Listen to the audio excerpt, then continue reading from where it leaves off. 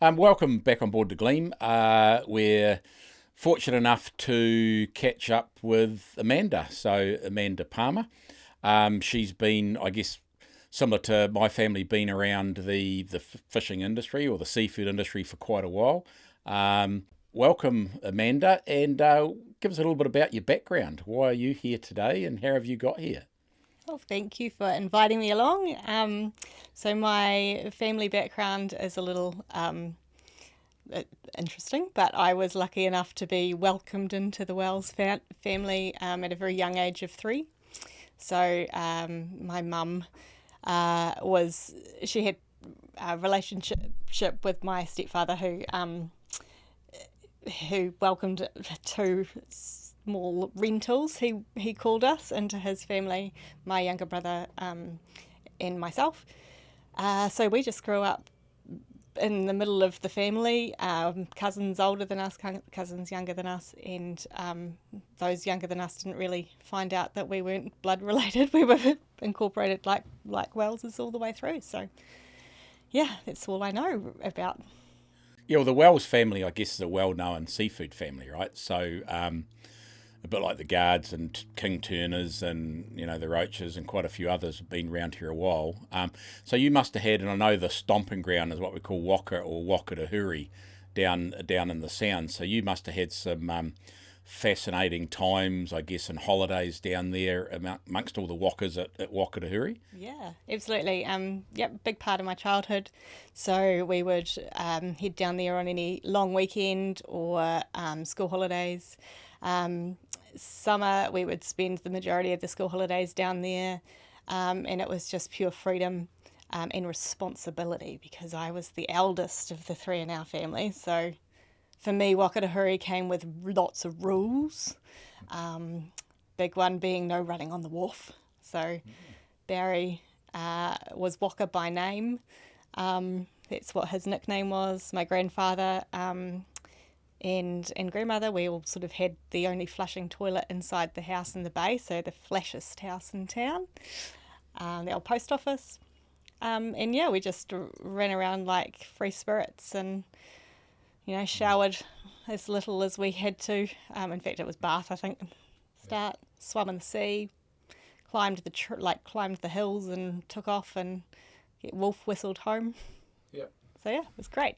Good old times, eh? I mean, I always remember Whakatahuri when we were scalloping that down the Sounds, and every now and then we'd call in, call into Waka and see what Barry was up to, and if Bernie was there, and some of the others, and always you could always catch a feed of blue cod. I remember as well, and around Waka. Did you do much fishing down there, and what was your favourite fish? Yeah, I did. I was very one of my favourite memories of being down there with my granddad, Bernard. Was I loved fishing, so I was one of the kids who was out there instigating getting out on the boat. For me, learning to row was like the most freedom you could ever have, and I was scrawny by all means. Was the shortest, skinniest little rat bag in the bay, but I would challenge any of the boys to a rowing race, and the faster I could row, and the furthest out I could get was my kind of thing. And of course, once you're out there, you got to do something. So fishing was the thing. So my granddad, he and I went fishing a few times together, sort of when I was sort of 8 to 12, in between those years. And he was a big, solid joker. He'd weigh down the back of the boat and he'd giggle at how I'd struggle. I'd be basically out of the water trying to row us around. But that meant I got special treatment and I got to, if you had granddad on board the boat, you always caught fish. Yeah. So, yeah, I always wanted the biggest fish, and now that he's been gone since 1998, so been quite a while. But every time my ritual is right, and for my daughter as well, we've always said, "Come on, Granddad Barry and Granddad Bernard, let's get us a gurnard and a big blue cod." And every time, catch the biggest. Perfect. I'll try that going forward. Maybe I knew there was a secret to it. Yeah, I guess when I grew up fishing alongside the Wells, also Barry and Bernie particularly, and there's always a few funny stories with them because they were larger than life characters. I think Bernie was still fishing well into his 80s, and he was known for eating flounders in the frying pan. So he would eat multiple flounders a day, throw it in the frying pan when he'd be out at sea fishing, on the marina with Barry. He'd cook one side and then flip it and eat it while the other side was cooking. So he never used a plate, and he would do that multiple times a day. So he absolutely loved these flounders. So do you eat flounders? I do. I actually recall going on a date once, and I ate the flounder like Granddad did, and I didn't go on a second date with that person. Didn't work out. But yeah, no, I think that's probably how you eat a flounder, isn't it? Well, it's fresh and it's hot. I mean, you're not going to get it better than coming straight out of the net into the pan and then eating it, one side before while the other's cooking. That's a level of freshness that no one else knows, And not only that, but it actually tasted like fish. You cooked fish and the ingredient was fish. Yep. Yeah. And no lard. additives. Fish and lard, and that's it. That's what it tasted of. So. No, absolutely. And I remember, Barry and Bernie used to go up with my uncles Chris and John Gard and my father Philip Gard, 44A Russell Street, and they would have their Friday night whiskies. And the stories I tell you, because I was probably too young to appreciate it, and I was just, come on, Mum, let's go home. I can't put up with this anymore. But the reality is I miss those. And the stories they told were absolutely outstanding and incredible, and an important part of the history in our local fishing industry. I'll tell you, this is probably a little bit un-PC, but one of the things that stuck with me, and I still remember my uncles, my father rolling around on the floor with laughter, was Barry was well in his 80s, late 80s, and they had a few whiskies in, and they were, the talks are all about fishing and nothing crude or rude or anything. It's all about history and great. And I remember John Gard said to Bernie, at what stage do you stop thinking about romance and sex? And you might not have ever heard this. And old Bernie thought about it for a while, and he came back and says, You'll have to ask someone older than me. Now, this is a man in his 80s, and it was a great answer. And I still remember that like yesterday, and think, wow, what a guy, absolutely. So it's lucky Grandma wasn't there though. Yeah, absolutely, yeah, absolutely. So let's hope that maybe I've let the cat out of the bag. But it was just, I remember great times. Well, we're really from a big family, so absolutely. That's, I guess. Pretty standard. Yeah, well, there's no TV back in the sounds in those days, was there? So that's sort of part of it. No, absolutely.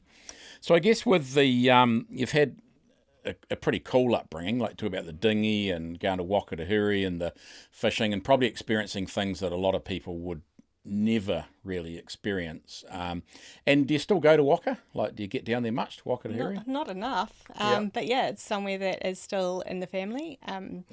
My brothers and my mum and I still have the same property there that's been passed through. So we are very, very lucky or very fortunate that we have family who live down there full time who do an outstanding job of maintaining that property so it remains something that we can do. It's boat access only, and unfortunately we don't have a boat.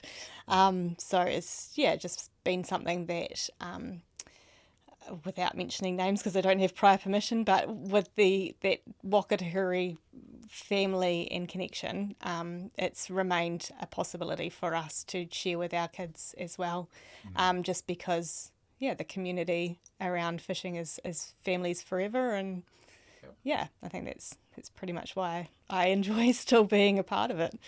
No, absolutely. And we talked earlier about for example, when the Scallops were thriving out in the bay, and I think it was in the sort of the late 80s and the early 90s and that when things were going pretty well. And I know for us at home that you look forward to the Scallop season because there was some money around, and that's when the toys came and a little bit of work on the house got done, and if they were going to get a new car, it would be during the Scallop season. So what do you it was obviously a seasonal fishery, but there was some real perks to it.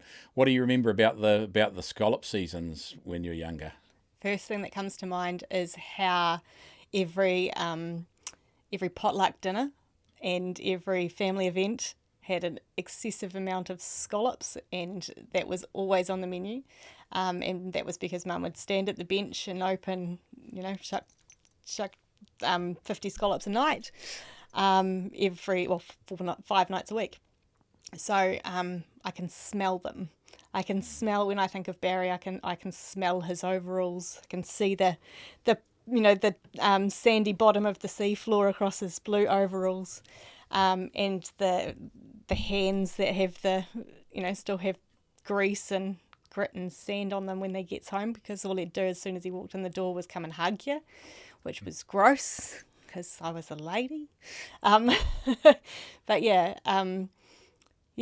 that was scallop season for us. Was just, we built our house, so it was paid for in scallop season earnings. So it was a life change. It was a game changer for us, moving from sort of little means to a fishing family that had a house that we could build and something that we could enjoy and thrive in.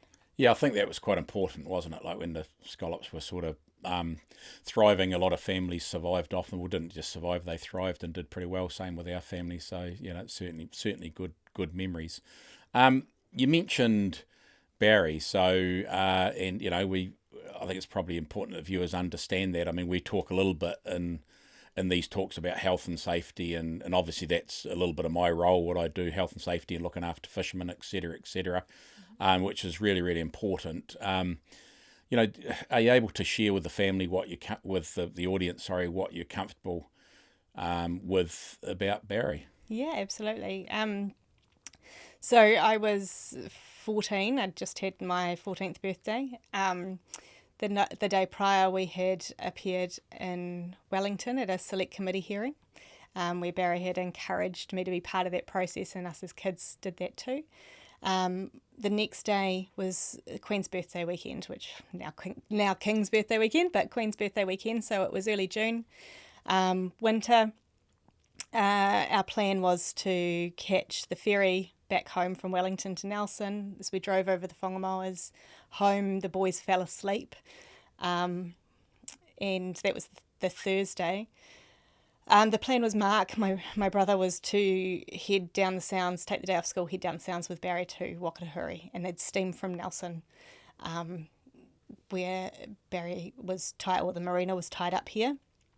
It was about 3 months after Grandad, so Bernard, had passed. And it was just finally like a chance for us to get away as a family and have a little bit of a weekend, short one. So what we would do, I went to school, was at high school then. My youngest brother, Ashley, was 5. So he went to school too. And we were going to drive over and meet Barry, and because he was going to steam over. Sorry, he's going to steam around from Nelson during the day and meet us on the way down there. Us taking the van. So that happened. The only thing that didn't go according to plan that morning was that Mark was tired, so he slept in, because Mark is not a great sleeper.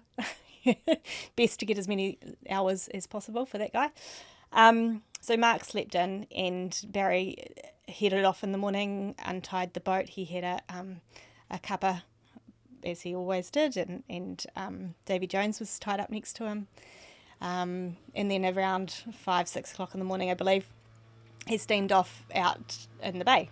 And what happened, I won't know for sure. And I really enjoy, over the years and as time has gone by, I really love hearing the stories about all those who went out there that weekend, because when we drove over the bay to meet Barry, basically I have a very clear memory in Duncan Bay, walking down the wharf to let Barry know that we'd arrived, and there was no boat there.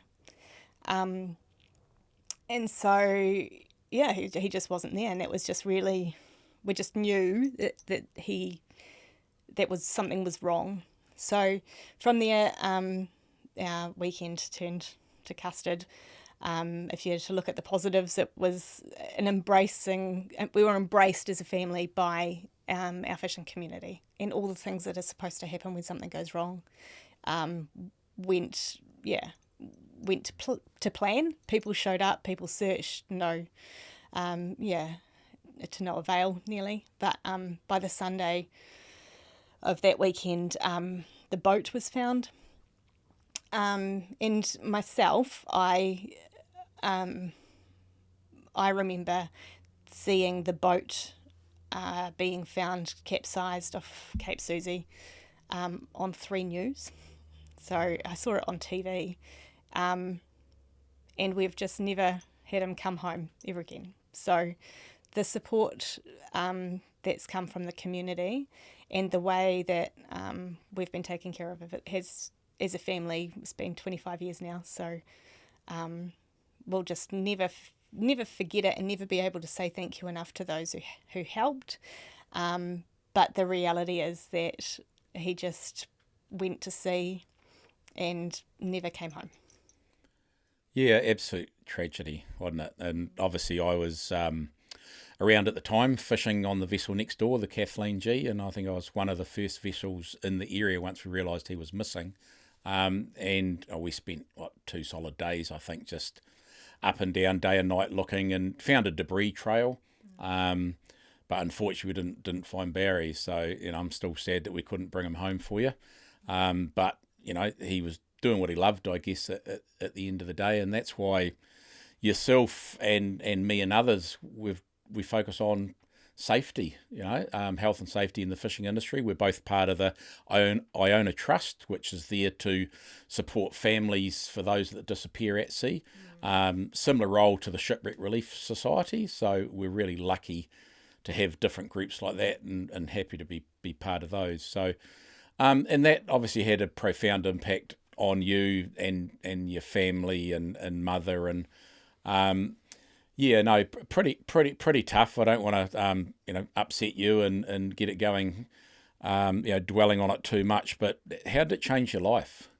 I think that the easiest way to describe it is that when trauma or an event like that happens in anybody's life, no matter what it is, it stunts you. There's a before and there's an after. It consumed me for a long time. It was like a pivot point where every decision I made or anything that I did, was constantly reminded of those moments in that time in my life.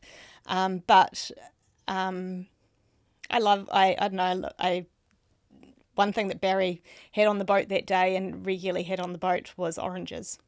So sounds a little bit random. I found a few of those, as I think I said to you, books, oranges and lollies. So I know he was passionate about all of those things and managed to find a debris trail of those, but nothing else.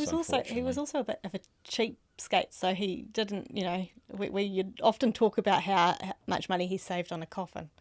So he's a thrifty bugger. Yeah. But we look back at things like that, and now. And my grandmother in particular, she was very superstitious. She would never stir her tea with a knife and things like that because she'd hit the rocks. And now when I have, for me, oranges are this takeaway that brings me a smile quite often, because I walk my dog on the beach every morning, or almost every morning. And when I walk the dog on the beach, every now and again, an orange or a lemon, which I just like to pretend is an orange, has washed up on the beach, and that makes me think of him, because he's out there just chucking oranges out there. And often when I see an orange, I have a big life event that happens, which is just quite cool. It's just quite a nice, superstitious, try not to think too deeply about it, but nice little way to remember him, because you don't know where he is. So at the end of the day, I guess he's just everywhere. Yep. The mystery, he's a man of mystery. Who knows? Yeah, no, absolutely. And the sea's a mysterious thing, right? And a few of us, superstitious when it comes to working at sea in a hostile environment. You've got to try and have everything on your side or in your favour. So, there's certainly a never whistle, or you bring up the wind. you drop your knife and it digs into the wooden deck and stands upright. You've got to go home. No bananas on boat. So there's definitely a few. There's some women ones too. I think. Well, I won't dwell on those. Yes, there is some of those as well, but we don't want to offend any of our viewers. So I guess, but I mean, look at you now.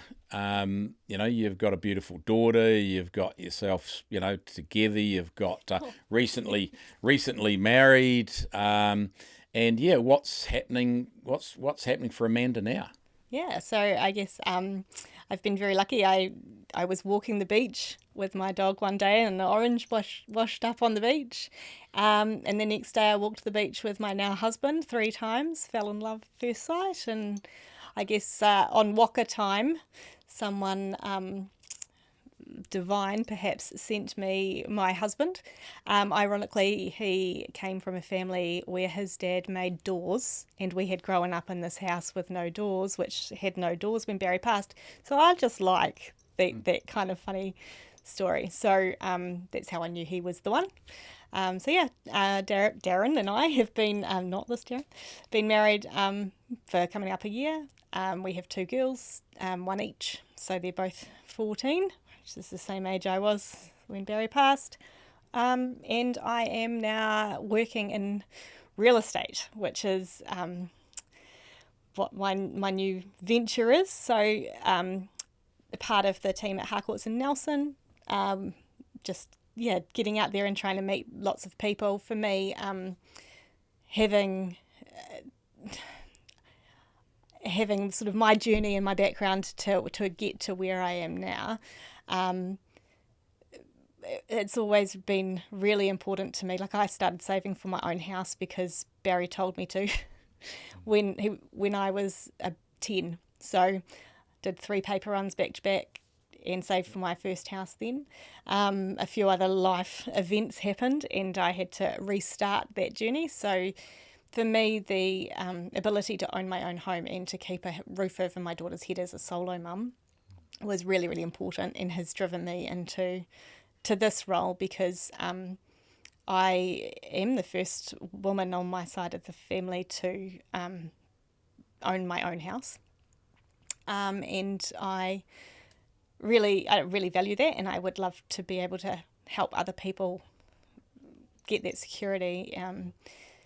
So that's why I'm sort of doing what I'm doing, and I like the fact that as a part of that I get the opportunity to give back as well. So yeah, we have a $500 application that you can put through with Harcourts for a charity. So while I'm open to any charity that's important to my customers, I've had some recent sales go through where my vendors have just nominated First Mate because they've come from the fishing industry as well. So real advocate for being able to give back into that community wherever I can. The more lucrative I become, the more I can give back. Absolutely. And the industry will appreciate it. So with the homes that you sell and that Harcourt sell, do they have doors? They do. Okay. They do. I just seem to be a bit of a door thing happening. We do have a door thing. I've actually taken 3 doors out of my house this week, but yeah, I do look at a house, and that is something that I look at all the time, what kind of doors they are. And then if they've been made by my father-in-law is always like another thing as well. Is this a slider from this family? Or some sort of a door gate thing happening there, isn't there? It's real weird. Yeah. Oranges and doors. Oranges and doors. I guess if you ever see a house with an orange door, then you know that's the one, isn't it? Stop it. So growing up in a seafood family, you've seen the highs and and you've seen the lows. Would you recommend it? I mean, is there any takeaways? What are your thoughts? Is it a reasonable industry to get into? I know that you're sort of off to the side of it now, yourself and your mother, but still involved through ownership and bits and pieces. Was it an enjoyable journey, and is it something that you'd recommend? I think it's a huge industry with a vast number of different roles, and that's, I think, the best part about being in a industry is that you don't have to do the same thing within it all the time, and the community that are around it is huge. So once you're in, you're in. That's the greatest thing in my experience. And any time that I mention my family name or Whakatahuri, the 4-acre toolbox, I like that. everybody knows. That's quite relevant. The 4-acre. I was going to say something about if you're in the Sounds and you broke down, then you knew that you'd find something laying around Waka to fix it. But sorry, you There's keep all going. sorts.